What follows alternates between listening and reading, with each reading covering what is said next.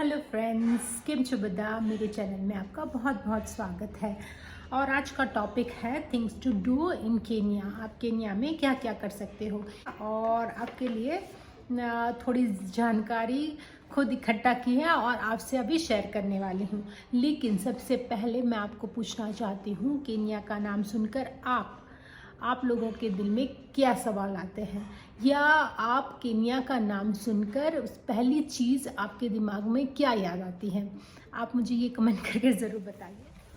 तो चलिए शुरू करते हैं। यहाँ पर आने के लिए सबसे पहले तो आपको चाहिए वीज़ा, जो ऑन अराइवल है और नेट पर भी बहुत आसानी से मिल जाता है। लाइक 1 या 2 वीक के उसमें आपको मिल जाएगा वीज़ा। और यहाँ आने के बाद फर्स्ट थिंग आप सिम कार्ड ले लो।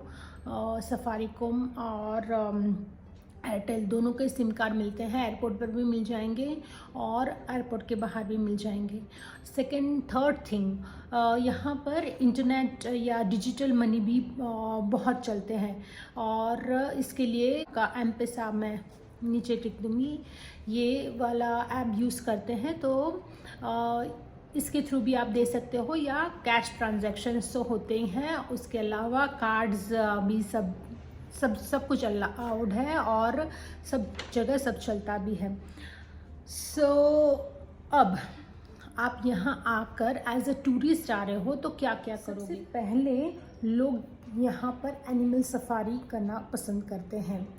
और हाँ, मैं ये स्टार्ट करूँ इससे पहले मैं आपको बता दूँ कि केन्या अपनी बॉलीवुड मूवीज़ में भी बहुत मशहूर है। अगर आपने विश्वात्मा, पुरानी विश्वात्मा मूवी देखी हो तो उसका एक सॉन्ग, ये 7 समुंदर पार मैं तेरे पीछे पीछे आ गई, ये यहाँ पर ही पिक्चराइज हुआ था। और ये हाफ मूवी यहाँ पर ही, हाफ नहीं, इनफैक्ट मोस्टली पूरी मूवी यहाँ पर ही पिक्चराइज हुई थी।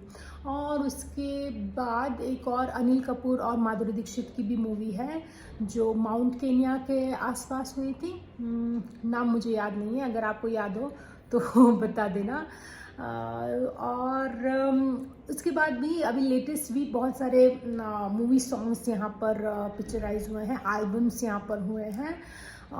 तो जगह बहुत अच्छी है, अपने हॉलीवुड लोकेशन जैसी है, और इसी वजह से लोग यहाँ पर आना पसंद भी करते हैं। लास्ट ईयर आलिया भट्ट और रणबीर कपूर वो लोग भी यहाँ पर आए थे, मसी मारा में, वहाँ पर रुके थे। सो लोकेशन बहुत अच्छी है, थोड़ी कॉस्टली है, और उसी टॉपिक पर हम बात करेंगे। एनिमल सफारी सबसे ज़्यादा पसंद की जाने वाली चीज़ें जो यहाँ पर आकर लोग करना पसंद करते हैं, पर वही एनिमल सफारी सबसे ज़्यादा महंगी भी है। कैसे, मैं आपको बताती हूँ। सबसे पहले तो यहाँ पर नेशनल ये सारे जो पार्क्स हैं वो नेशनल रिजर्व्स में आते हैं। नेशनल रिजर्व्स यानी गवर्नमेंट इसको सब ऑर्गेनाइज गवर्नमेंट करती है, देखभाल उसकी गवर्नमेंट करती है, रूल्स भी गवर्नमेंट के हैं। सो जाहिर है जब गवर्नमेंट है तो फ़ीस भी वैसी ही होगी। सबसे महंगी फ़ीस है मसई मारा की, $80 नॉन रेसिडेंट्स के लिए पर डे। यानी अगर आप पार्क में जाते हो एक दिन में तो पूरा पार्क कवर नहीं हो जाए, बहुत बड़ा पार्क है। सो मिनिमम 2 डेज़ या 3 डेज़ तो रिक्वायर्ड है। 3 दिन रहोगे और वो पर डे के हिसाब से आप जिस टाइम पर आओगे वो टाइम रजिस्टर हो जाएगा, और वैसे ही आपकी पार्क फीस होगी। सो $80 एडल्ट के लिए और $45 चिल्ड्रन के लिए, बच्चे जो 3 साल से बड़े हो वो। हम ऐसा करते हैं कि लाइक 2 दिन या 3 दिन नहीं रुकते, एक दिन में जाकर जाते हैं। लेकिन यहाँ की ड्राइव भी बहुत ये है, बम्पी रोड्स हैं। पूरे रोड्स नहीं है, लेकिन क्योंकि जंगल है तो जहाँ से जंगल स्टार्ट होता है वो वैसे ही नेचुरल रहने दिया है गवर्नमेंट ने। तो समझो मेरे जैसे मतलब जो लोग लाइक मुझे बैक का प्रॉब्लम है, तो मैं ज़्यादा लंबी ड्राइव नहीं कर सकती। नैरोबी से आप स्टार्ट करोगे तो कम से कम 5 या 5.5 घंटे आपको लगते हैं मसेमारा पहुंचने में।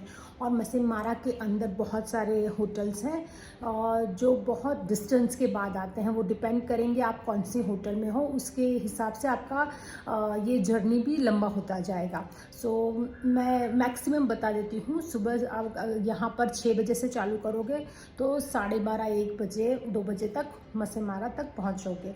और रास्ता अच्छा नहीं है, फ़ीस ज़्यादा है।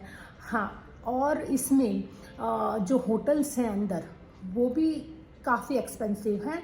मिनिमम $100 पर पर्सन पर डे शेयरिंग के हिसाब से पकड़ लो। तीसरी बात ये यहाँ ट्रांसपोर्ट वो यहाँ पर लोग लैंड क्रूजर ज़्यादातर प्रोवाइड करते हैं, क्योंकि जब आप अंदर गेम ड्राइव करने जाओगे, जंगल में जाओगे तो और बम्पी रोड होते हैं। बारिश यहाँ पर मोस्टली होती रहती है, तो कीचड़ और उसकी वजह से सो ज़्यादातर आपको लैंड क्रूजर मिलेगी। और मैं भी वही प्रेफर करूँगी, थोड़ी कॉस्टली रहेगी लेकिन लैंड क्रूजर लेकर लोग जाते हैं। और इसके अलावा वैन्स भी है, थोड़ी सस्ती है, लेकिन आई डोंट प्रेफर दैट। सो अगर आप 3 दिन का मसेमारा का प्लान करो तो पर पर्सन के हिसाब से इंडियन रुपीज़ में मिनिमम मैं बता रही हूँ, मिनिमम 50-60,000 तक हो जाएगा पर डे का। हम तो आपको जितना ज़्यादा रुकना है उसके हिसाब से हिसाब लगा लो। और वो पर पर्सन, अगर आप फैमिली के साथ जाते हो, बच्चों के साथ जाते हो, जस्ट ऐड इट।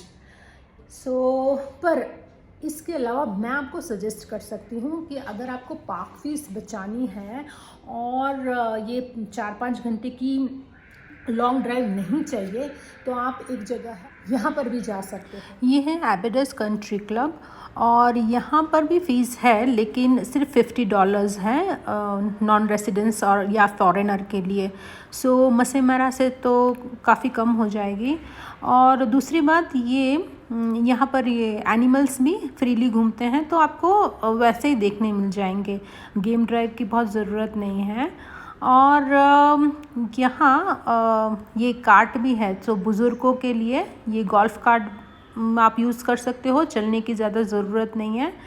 काफ़ी लग्जरी सा होटल है, कन्वीनियंट भी हो जाएगा फैमिली के लिए, बुज़ुर्गों के लिए, बच्चों के लिए।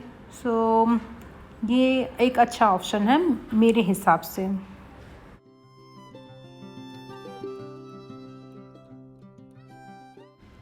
और उसके बाद 15 या 20 मिनट की ड्राइव के बाद ये वाली होटल भी है, आर्क। और यहाँ पर एक अलग एक्सपीरियंस होगा, क्योंकि यहाँ पर है ना, ये होटल जंगल के बीचों बीच है और पूरी वुड से बनी हुई है, और इतनी कोजी आपको लगेगा कि आप किसी क्रूज़ में ट्रैवल कर रहे हो। और यहाँ की रूम्स भी बता दूँ, जैसे ये हमने इंडिविजुअल बेड्स लिए हैं, नहीं तो प्रिफरेबल है आपके चॉइस के हिसाब से। डबल बेड भी है और सिंगल बेड भी है। बहुत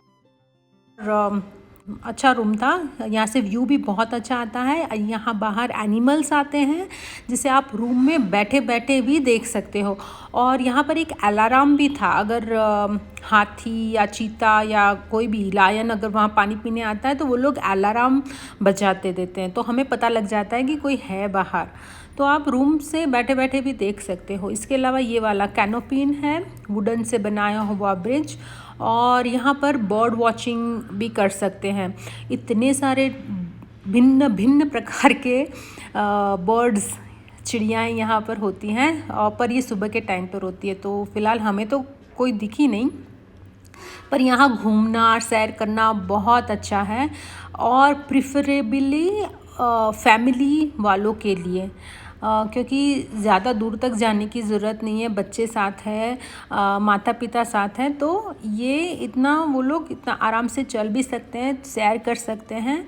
और ये ग्रीन हरियाली तो है ही है, आपको इतनी अच्छी हवा और प्रदूषण फ्री जगह और कहाँ मिलेगी।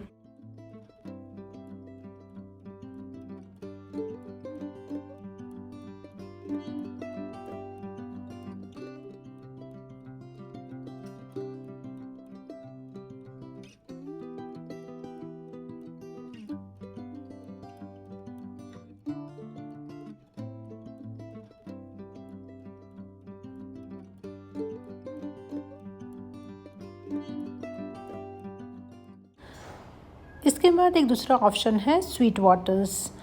ये भी नैरोबी से कुछ ज़्यादा दूरी पर नहीं है, 3 या 2.5 आवर्स की ड्राइव पर ही है और रास्ते भी बहुत अच्छे हैं। नो बम्पी रोड्स, कोई भी कच्चा रास्ता नहीं है, डायरेक्ट होटल तक एकदम अच्छा रास्ता।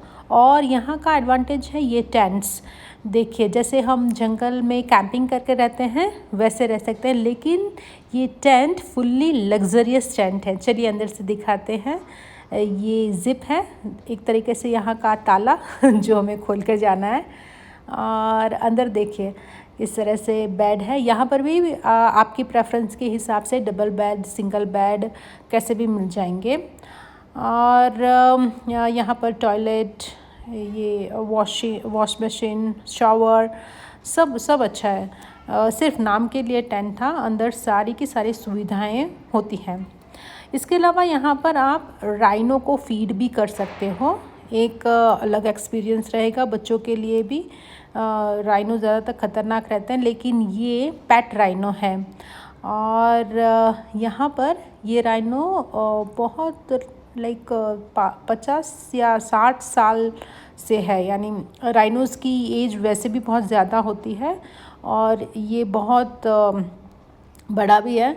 और ये अंधा है, ये किसी जानवर के साथ फाइट में इसकी आँख चली गई है, तो ये अपने आप से सरवाइव नहीं कर सकता। इसी के लिए यहाँ पर ये कंजर्वेशन के अंदर रहता है।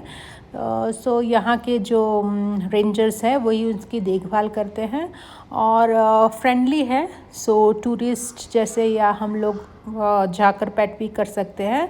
जैसे आप देख रहे हो बिल्कुल वायलेंट नहीं है। इतने सारे लोग थे, सब खाना वाना खिला रहे थे, पर वो अच्छे से खा भी रहा था और अच्छे से पोज भी दे रहा था। मुझे ये ज़्यादा अच्छा लगा। इसके अलावा, राइनो के अलावा यहाँ पर चिंपांजी भी थे और 2-3 और अलग जानवर्स भी थे। और हाँ, यहाँ पर एक गेम ड्राइव भी होती है। और क्योंकि ये प्राइवेट प्रॉपर्टी है तो इतनी बड़ी नहीं है, सारे जानवर आपको बहुत नज़दीक ही मिल जाएंगे। एलिफेंट है, लायन है, सब है यहाँ पर।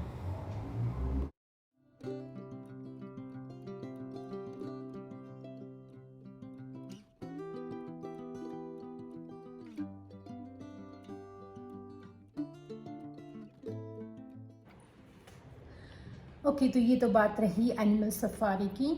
इसके अलावा लोग यहाँ पर मोम्बासा जाना पसंद करते हैं। बहुत प्यारे बीचेस हैं, वाइट सैंड्स है। जैसे नॉर्मली हमारे यहाँ ब्राउन या ब्लैक सैंड के बीच है, यहाँ पर वाइट सैंड्स के बीचेस हैं और इतने क्लीन और क्लियर वाटर्स हैं कि आप एकदम ट्रांसपेरेंट देख सकते हो। और मोम्बासा के लिए आप मेरे पुराने वीडियो पर भी जा सकते हो, वहाँ वो चेकआउट कर सकते हो।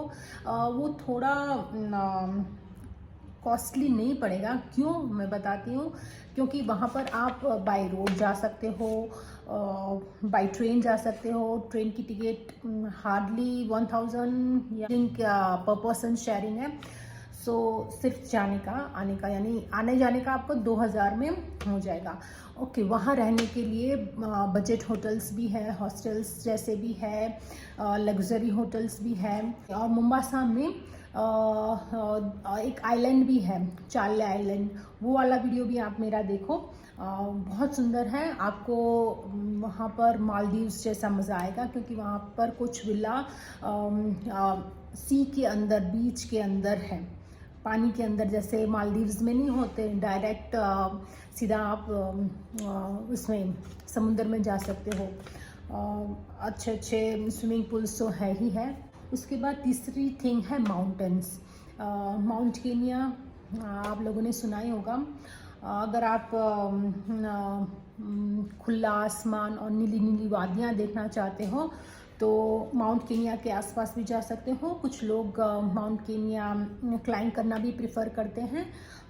इसके बारे में मुझे ज़्यादा जानकारी नहीं है, ना ही मैंने इकट्ठा की, क्योंकि आउट ऑफ सिलेबस क्वेश्चन है, क्योंकि ना तो मैं कभी क्लाइंब करूँगी और पर इंटरनेट पर सारी जानकारी मिल जाएगी माउंट केनिया के लिए। पर माउंट केनिया देखना बहुत ही प्यारा एक्सपीरियंस है। हाँ, इसके लिए भी गारे डारे का मेरा एक वीडियो है, आप वहाँ जाकर ज़रूर देखिए। गारे डारे और कंट्री साइड, वहाँ से माउंट केनिया का व्यू आता है। तो हमने माउंट केनिया क्लाइंब तो नहीं किया, पर उसके आसपास जाकर है। वैसे ही बहुत सारी बजट होटल्स भी है। और यहाँ गारे डारे का आप अगर देखो वीडियो तो उसमें उस होटल में शायद मैंने मेंशन नहीं किया, वो काफ़ी बजट में था। $50 के आसपास ही रूम मिल गया था हमें, और काफ़ी अच्छी जगह थी। प्लीज़ एक बार जाकर वो देख लेना। और इसके अलावा केनिया में डेजर्ट भी है। क्या आपको पता था? नहीं ना। हाँ, यहाँ पर चाबी डेजर्ट है। और मैं तो कभी वहाँ गई नहीं हूँ, क्योंकि बहुत रिमोट एरिया है। अभी टूरिस्ट के लिए चालू हो गया है। वो भी बहुत प्यारी जगह है, वहाँ पे भी लोग जाते हैं। हाँ, ये थी थोड़ी सी जानकारी मेरी तरफ से केनिया के लिए, आप सबके लिए। और हमेशा की तरह आशा करती हूँ आपको मेरा वीडियो पसंद आया होगा, और अगर पसंद आया है तो प्लीज़ आगे शेयर कीजिएगा, लाइक कीजिएगा, कमेंट कीजिएगा। मोटिवेशन मिलती है रियली। और वैसे भी मैंने अपने आप को दिसंबर तक का टाइम दिया है, अगर दिसंबर तक हुआ तो हुआ क्योंकि हम लोग बॉर्न गुज्जू है ना, तो नफ़ा नुकसान पहले देखते हैं। अगर कुछ ठीक रहेगा तो मैं कंटिन्यू भी करूँगी दिसंबर के बाद, लेकिन दिसंबर तक आपको हमेशा कुछ ना कुछ एडवाइस या कुछ ना कुछ जानकारी ज़रूर देती रहूँगी केनिया से related. Okay, thank you, bye bye.